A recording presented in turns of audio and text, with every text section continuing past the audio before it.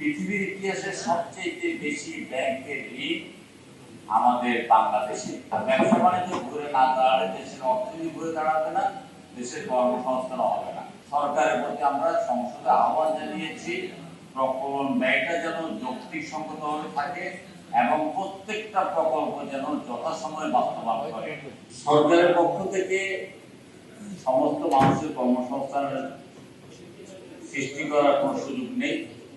সরকারি চাকরির অবস্থা সীমিত, এমনিতেই সরকারের আকার অনেক বড়।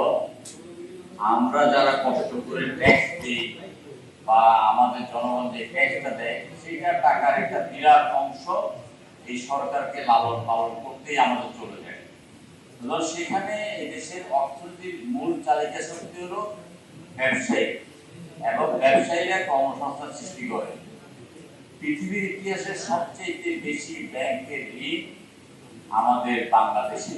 ব্যাংকের ঋণের হার, যেটা সুদের হার, পৃথিবীর সবচেয়ে বেশি 14% এবং 16% সুদ দিয়ে বাংলাদেশে ব্যবসা করে কর্মসংস্থান করাটা একটা অনেক কল্পনা। এই বাজেটের প্রথম অন্যতম দুর্বলতা হলো যে ব্যাংক ঋণের সুদের হারকে কমিয়ে আনতে হবে। এটি অবশ্যই সিঙ্গেল ডিজিটে আনতে হবে। সুদের হার কমাতে হবে।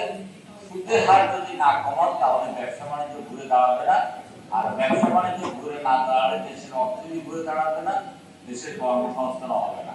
দ্বিতীয় একটা কথা বলেছি, গত 17 বছর যাবৎ যে কোনো প্রকল্প প্রণয়নে অস্বাভাবিকভাবে এটার ব্যয় বৃদ্ধি করা হতো।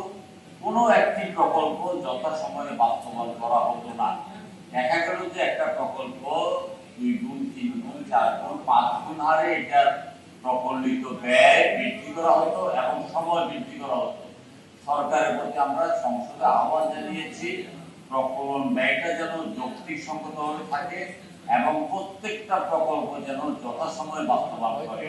যদি প্রত্যেকটা প্রকল্প যথাসময়ে বাস্তবায়ন করে তাহলে কিন্তু আমাদের যে বাজেটের নিয়ে আমরা দুশ্চিন্তা করছি, এই দুশ্চিন্তা আমাদের অনেকাংশে কমে যাবে।